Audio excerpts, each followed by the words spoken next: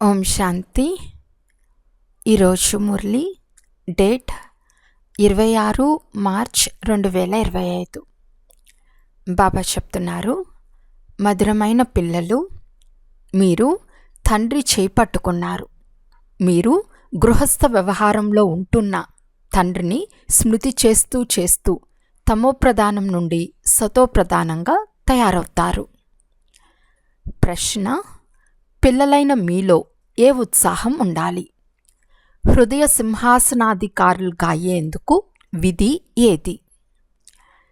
జవాబు: జ్ఞానసాగరులైన తండ్రి ప్రతిరోజు జ్ఞానరత్నాలతో పల్లెములు నింపి నింపి ఇస్తున్నారనే ఉల్లాసం సదా ఉండాలి. ఎంత యోగంలో ఉంటారో బుద్ధి అంత శుద్ధంగా అవుతూ ఉంటుంది. ఈ అవినాశి జ్ఞానరత్నాలే మీ చేతిలో వస్తాయి. సింహాసనాధీశులుగా అయ్యేందుకు తల్లిదండ్రులను పూర్తిగా అనుసరించండి. వారి శ్రీమతంను అనుసరించండి. ఇతరులను కూడా మీ సమానంగా చేయండి. ఓం శాంతి. ఆత్మీక పిల్లలు ఈ సమయంలో ఎక్కడ కూర్చుని ఉన్నారు? ఆత్మీక తండ్రి విశ్వవిద్యాలయంలో లేక పాఠశాలలో కూర్చుని ఉన్నారని అంటారు. మనం ఆత్మీక తండ్రి ఎదుట కూర్చుని ఉన్నామని బుద్ధిలో ఉంది. ఇప్పుడు ఆ తండ్రి మనకు సృష్టి ఆది మధ్యాంతాల రహస్యాన్ని అర్థం చేయిస్తున్నారు. అనగా భారతదేశపు ఉత్థాన పతనాలు ఎలా జరుగుతాయో కూడా తెలుపుతారు. పవిత్రంగా ఉండిన భారతదేశం ఇప్పుడు పతితమైపోయింది. భారతదేశం తలమానికంగా ఉండేది. అయితే దాన్ని ఎవరు గెలుపొందారు? రావణుడు గెలుచుకున్నాడు. రాజ్యం పోగొట్టుకుంటే పతనం చెందినట్లు కదా. ఇప్పుడు రాజులు ఎవరూ లేరు. ఒకవేళ ఉండినా పతితులుగానే ఉన్నారు. ఈ భారతదేశంలోనే సూర్యవంశ మహారాజులు మహారాణులు ఉండేవారు. సూర్యవంశ మహారాజులు చంద్రవంశ రాజులు ఉండేవారు. ఈ విషయాలన్నీ ఇప్పుడు మీ బుద్ధిలో ఉన్నాయి. ప్రపంచంలో ఈ విషయాలు ఇతరులెవ్వరికీ తెలియవు. ఆత్మీక తండ్రి మమ్మల్ని చదివిస్తున్నారని పిల్లలైన మీకు తెలుసు. మనము ఆత్మీక తండ్రి చేయి పట్టుకున్నాము. మనము భలే గృహస్థ వ్యవహారంలో ఉన్నా ఇప్పుడు సంగం యుగంలో నిలబడి ఉన్నామని బుద్ధిలో ఉంది. పతిత ప్రపంచం నుండి మనం పావన ప్రపంచంలోకి వెళ్తాము. కలియుగము పతిత యుగము, సత్యుగము పావన యుగము. పతిత మానవులు పావన మనుషులు ఎదుట వెళ్ళి నమస్కరిస్తారు. వారు కూడా భారతదేశంలోని మనుషులే, కానీ వారు దైవీ గుణాలు కలిగినవారు. ఇప్పుడు తండ్రి ద్వారా మనం కూడా ఇటువంటి దైవీ గుణాలను ధారణ చేస్తున్నామని పిల్లలైన మీకు తెలుసు. సత్యుగంలో ఈ పురుషార్థం చేయము. అక్కడ ప్రాలబ్ధం ఉంటుంది. ఇక్కడ పురుషార్థం చేసి దైవీ గుణాలు ధారణ చేయాలి. మనం బాబాను స్మృతి చేసి తమోప్రధానం నుండి సతోప్రధానంగా ఎంతవరకు అయ్యాము అని సదా స్వయాన్ని పరిశీలించుకుంటూ ఉండాలి. తండ్రిని ఎంత స్మృతి చేస్తారో అంత సతోప్రధానంగా అవుతారు. తండ్రి ఏమో సదా సతోప్రధానంగానే ఉంటారు. ఇప్పుడిది పతిత ప్రపంచం, పతిత భారతదేశం. పావన ప్రపంచంలో పావన భారతదేశం ఉండేది. ప్రదర్శనీలో మీ వద్దకు అనేక ప్రకారాల మనుషులు వస్తారు. భోజనం ఎలా అవసరమో అలా ఈ వికారాలు కూడా భోజనమే. అవి కూడా అంత అవసరమే. అవి లేకుంటే చనిపోతాము అని కొంతమంది అంటారు. అలాంటిదేమీ లేదు. సన్యాసులు పవిత్రంగా ఉంటారు. వారేమైనా మరణిస్తారా? ఇలా మాట్లాడేవారిని అజామిలు వంటి మహాపాపాత్ములు అని భావించాలి. ఈ వికారాలు లేకుంటే మీరు మరణిస్తారా? దీన్ని భోజనానికి పోలుస్తున్నారే అని అడగాలి. స్వర్గంలోకి వచ్చేవారు సతోప్రధానంగా ఉంటారు. ఆ తర్వాత సతో రజో తమోలోకి వస్తారు కదా. వెనుక వచ్చే ఆత్మలు వికారాలు లేని ప్రపంచాన్ని చూడను కూడా చూడరు. అందువలన అటువంటి ఆత్మలు వికారాలు లేకుండా మేము ఉండలేమని అంటారు. సూర్యవంశంలోకి వచ్చేవారి బుద్ధికి ఇది సత్యమైన విషయము అని వెంటనే తోస్తుంది. స్వర్గంలో వికారాలకు నామరూపాలు కూడా ఉండవు. రకరకాల మనుషులు రకరకాలుగా మాట్లాడుతూ ఉంటారు. పుష్పాలుగా ఎవరెవరు అవుతారో మీకు తెలుసు. కొంతమంది ముళ్ళగానే ఉండిపోతారు. స్వర్గాన్ని పుష్పాల తోట అని అంటారు. ఇది ముళ్ళ ముళ్ళుల్లో కూడా అనేక ప్రకారాలు ఉంటాయి కదా. మనము పుష్పాలుగా అవుతున్నామని ఇప్పుడు మీకు తెలుసు. ఈ లక్ష్మీనారాయణులు సదా గులాబీ పుష్పాలే. వీరిని పుష్పరాజులు అని అంటారు. దైవీ పుష్పాల రాజ్యం కదా. వారు కూడా తప్పకుండా పురుషార్థం చేసి ఉంటారు.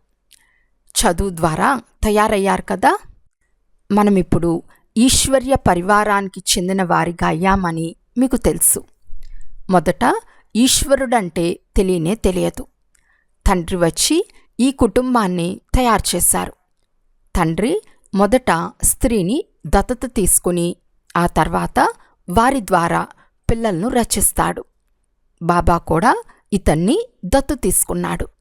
ఇతని ద్వారా పిల్లలను రచించారు. వీరంతా బీకేల్ కదా.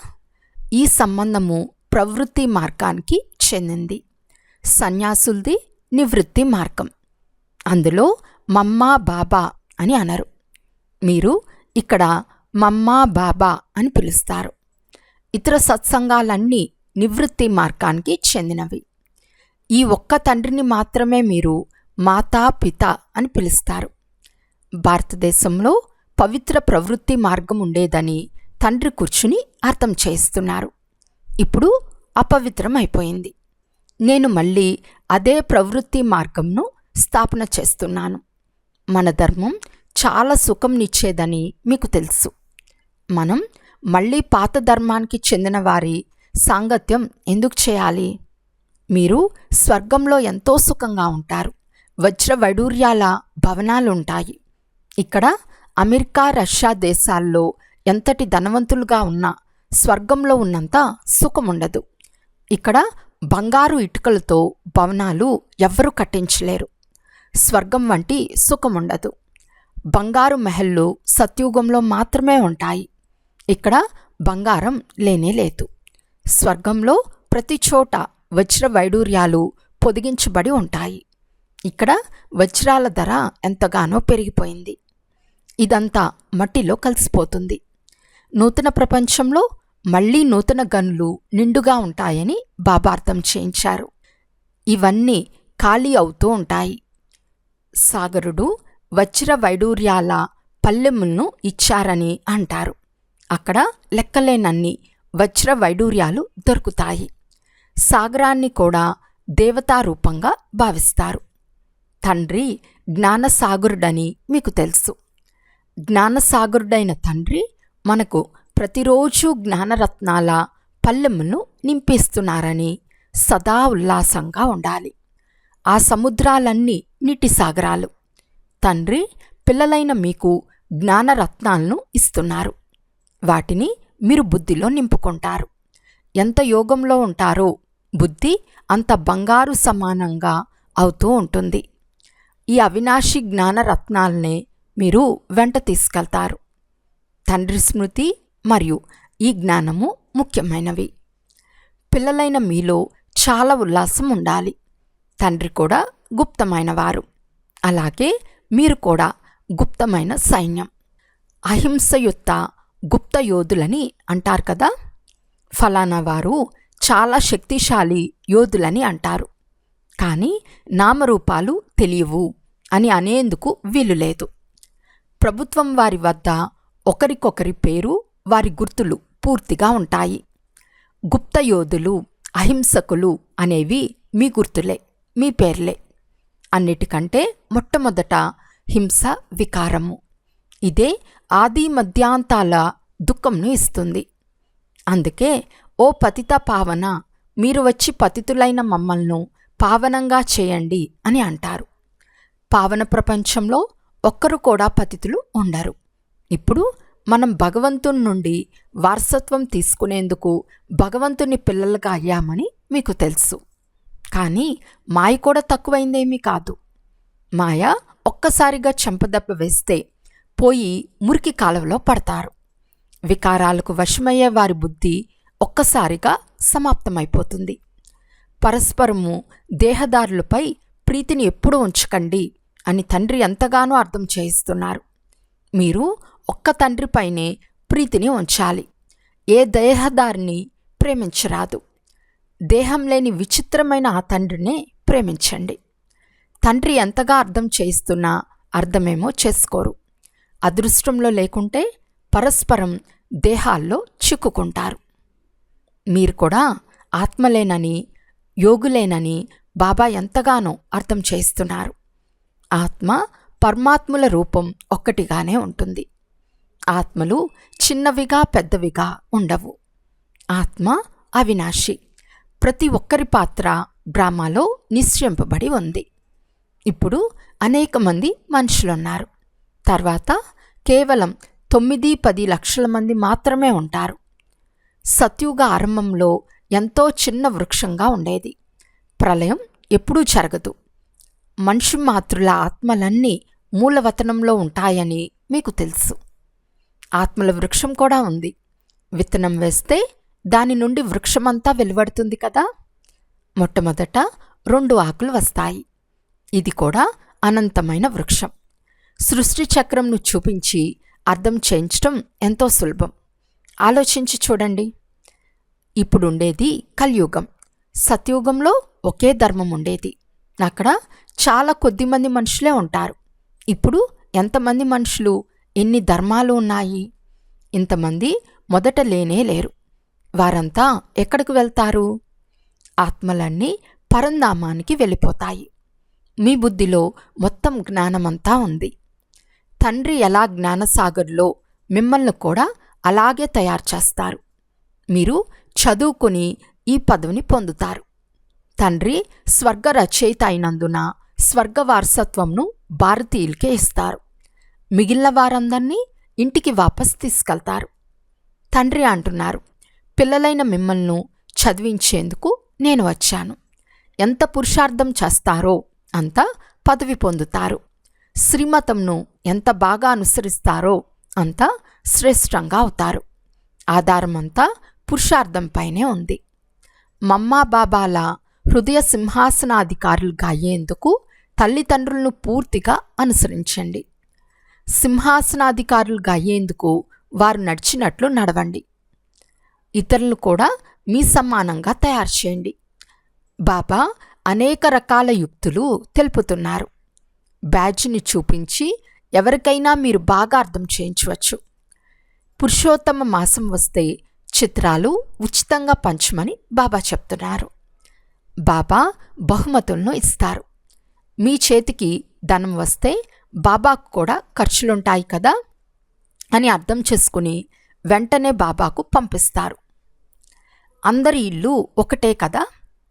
ట్రాన్స్లేట్ చిత్రాల ప్రదర్శిని తయారైతే దాన్ని చూసేందుకు చాలామంది వస్తారు. అది పుణ్యకార్యం కదా. మనుషులను ముళ్ళ నుండి పుష్పాలుగా, పాపాత్ములను పుణ్యాత్ములుగా చేస్తారు. దీనిని విహంగ మార్గం అని అంటారు. ప్రదర్శనలో స్టాల్ తీసుకోవటం వలన చాలామంది వస్తారు. ఖర్చు తక్కువగా ఉంటుంది. స్వర్గరాజ్యంను తండ్రి నుండి ఖరీదు చేసేందుకు మీరు ఇక్కడకు వస్తున్నారు. స్వర్గరాజ్యంను ఖరీదు చేసేందుకు చిత్ర ప్రదర్శనకు కూడా వస్తారు. ఇది దుకాణం కదా. తండ్రి చెప్తున్నారు, ఈ జ్ఞానం ద్వారా మీకు చాలా సుఖం లభిస్తుంది. కనుక బాగా చదువుకొని పురుషార్థం చేసి సంపూర్ణ ఉత్తీర్ణులుగా అవ్వాలి. అంటే ఫుల్ పాస్గా అవ్వాలి. తండ్రే స్వయంగా కూర్చుని తన పరిచయాన్ని, రచన యొక్క ఆది మధ్యాంతాల పరిచయాన్ని తెలుపుతున్నారు. ఇతరులెవ్వరూ తెలపలేరు. ఇప్పుడు తండ్రి ద్వారా మీరు త్రికాలదర్శులుగా అవుతారు. తండ్రి అంటున్నారు, నేను ఎవరో ఎలా ఉన్నానో యథార్థ రీతిగా ఎవ్వరికీ తెలియదు. మీకు కూడా నెంబర్ వార్గా తెలుసు. యథార్థంగా తెలుసుకుంటే నన్ను ఎప్పుడు వదిలిపెట్టరు. ఇది చాలా మంచి చదువు. భగవంతుడే కూర్చుని చదివిస్తున్నారు. నేను మీకు వినయ విధేయతల గల సేవకుడును. తండ్రి, టీచర్ ఇరువురూ కూడా విధేయత గల సేవకులుగా ఉంటారు. డ్రామాలో నా పాత్రనే అలా ఉంది. మళ్ళీ అందరినీ నా వెంట తీసుకెళ్తాను. శ్రీమతంను అనుసరిస్తూ గౌరవపూర్వకంగా ఉత్తీర్ణులుగా అవ్వాలి. ఈ చదువు చాలా సులభమైనది. చదివించేవారు అందరికంటే వృద్ధులు. అంటే బ్రహ్మబాబా గురించి బాబా ఈ విధంగా అన్నారు. శివబాబా అంటున్నారు, నేను వృద్ధుణ్ణు కాను. ఆత్మ ఎప్పుడూ ముసలిగా కాదు, కానీ రాతి బుద్ధిగా అవుతుంది. నాది పారస్ బుద్ధి. అందుకే మిమ్మల్ని నేను పారస్ బుద్ధిగా తయారు చేసేందుకు వస్తాను. కల్పకల్పం ఒక్కసారి మాత్రమే వస్తాను. లెక్కలేనన్నిసార్లు మిమ్మల్ని చదివిస్తాను. అయినా మీరు నన్ను మర్చిపోతారు. సతయుగంలో ఈ జ్ఞానం అవసరమే ఉండదు. తండ్రి ఎంతో మంచి రీతిగా అర్థం చేస్తున్నారు. అటువంటి తండ్రికి విడాకులు ఇచ్చేస్తారు. అందుకే మహామూర్ఖులను చూడాలనుకుంటే ఇక్కడే చూడమని చెప్తారు. స్వర్గవారసత్వం ఎవరి ద్వారా లభిస్తుందో అటువంటి తండ్రిని కూడా వదిలేస్తారు. తండ్రి చెప్తున్నారు, మీరు నా మతంను అనుసరిస్తే అమర్లోకంలో విశ్వ మహారాజులుగా అవుతారు. ఇది మృత్యులోకం. మేమే పూజ్య దేవీ దేవతలుగా ఉండేవారమని పిల్లలకు తెలుసు. ఇప్పుడు మనం ఎలా తయారయ్యాము? పతితులుగా, బికారులుగా అయ్యాము. ఇప్పుడు మళ్ళీ మనమే రాకుమారులుగా అవుతాము. అందరి పురుషార్థం ఏకరసంగా ఉండేందుకు వీలు లేదు. కొంతమంది విడిచిపెట్టి వెళ్ళిపోతారు. కొంతమంది ద్రోహులుగా అవుతారు. ఇటువంటి ద్రోహులు కూడా చాలామంది ఉన్నారు. వారితో కనీసం మాట్లాడను కూడా మాట్లాడరాదు. జ్ఞాన విషయాలు తప్ప ఏ విషయాలు అడిగినా పశ్చాత్తాపమని భావించండి. సత్సంగం తేలుస్తుంది, కుసంగం ముంచుతుంది. ఎవరు జ్ఞానంలో తెలివైన వారిగా ఉంటారో, బాబా హృదయాన్ని అధిరోహించి ఉంటారో వారి సాంగత్యం చేయండి. వారు మీకు మధురాతి మధురమైన జ్ఞాన విషయాలు వినిపిస్తారు. అచ్చా, మధురాతి మధురమైన అపురూపమైన పిల్లలకు మాతా పిత బాప్దాదాల ప్రియస్మృతులు మరియు గుడ్ మార్నింగ్. ఆత్మిక పిల్లలకు ఆత్మిక తండ్రి నమస్తే. ఆత్మిక తండ్రికి ఆత్మిక పిల్లల యొక్క ప్రియస్మృతులు మరియు నమస్తే నమస్తే నమస్తే. ధారణ కొరకు ముఖ్య సారము. ఫస్ట్ పాయింట్, దేహము లేని విచిత్రమైన తండ్రిని ప్రేమించాలి. ఏ దేహదారి నామరూపాల్లో బుద్ధిని చిక్కుకోనివ్వరాదు. మాయతో చెంపదప్పులు తినకుండా స్వయాన్ని సంభాళించుకోవాలి. సెకండ్ పాయింట్, జ్ఞాన విషయాలు తప్ప ఇతర విషయాలు వినిపించే వారి సాంగత్యం చేయరాదు. పూర్తిగా పాస్ అయ్యే పురుషార్థం చేయాలి. ముళ్ళను పుష్పాలుగా మార్చే సేవ చేయాలి. వరదానము: ఒక్క తండ్రి తప్ప ఇతరులెవ్వరూ లేరు. ఈ స్మృతి ద్వారా బంధన్ ముక్త్ యోగయుక్త భవ. ఇప్పుడిది ఇంటికి వెళ్ళే సమయం. అందువలన బంధన ముక్తులుగా యోగయుక్తులుగా అవ్వండి. బంధన ముక్తులు అనగా లూజ్ అంటే వదులు డ్రెస్. టైట్గా ఉండరాదు, లూజ్గా ఉండాలి అని అర్థం. ఆజ్ఞ లభించిన వెంటనే ఒక్క సెకండ్లో వెళ్ళిపోవాలి. ఇటువంటి బంధన ముక్త్ యోగయుక్త స్థితిని వరదానంగా ప్రాప్తి చేసుకునేందుకు సదా ఈ ప్రతిజ్ఞ స్మృతిలో ఉండాలి. ఒక్క తండ్రి తప్ప ఇతరులెవ్వరూ లేరు. ఎందుకంటే ఇంటికి వెళ్ళేందుకు లేక సత్యుగీ రాజ్యంలోకి వచ్చేందుకు ఈ పాత శరీరాన్ని వదిలేయాల్సి వస్తుంది. కనుక ఇలా ఎవరు రెడీగా అయినా లేక ఇంకా ఇప్పటి వరకు ఏవైనా తాళ్ళు బంధించి ఉన్నాయా, ఈ పాత శరీరం బిగుతుగా అయితే లేదు కదా అని చెక్ చేసుకోండి. అంటే టైట్గా లేదు కదా అని మిమ్మల్ని మీరు చెక్ చేసుకోండి. స్లోగన్: వ్యర్థ సంకల్పాలనే అదనపు భోజనం తినకుంటే ఊబకాయం యొక్క జబ్బుల నుండి తప్పించుకుంటారు. అవ్యక్త సూచన: సత్యత మరియు సభ్యతారూపీ కల్చర్ను సొంతం చేసుకోండి. తండ్రికి అన్నిటికంటే నచ్చే ఫస్ట్ క్లాస్ వస్తువు సత్యత. అందువలన భక్తిలో కూడా గాడ్ ఈజ్ ట్రూత్ అని అంటారు. అన్నిటికంటే ప్రియమైన వస్తువు సత్యత. ఎందుకంటే ఎవరిలో అయితే సత్యత ఉంటుందో వారిలో శుద్ధత ఉంటుంది. వారు స్వచ్ఛంగా స్పష్టంగా ఉంటారు. కనుక సత్యత యొక్క విశేషతను ఎప్పుడూ వదిలిపెట్టకండి. సత్యతా శక్తి ఒక లిఫ్ట్ చేసే పని చేస్తుంది. అచ్చా, ఓం శాంతి.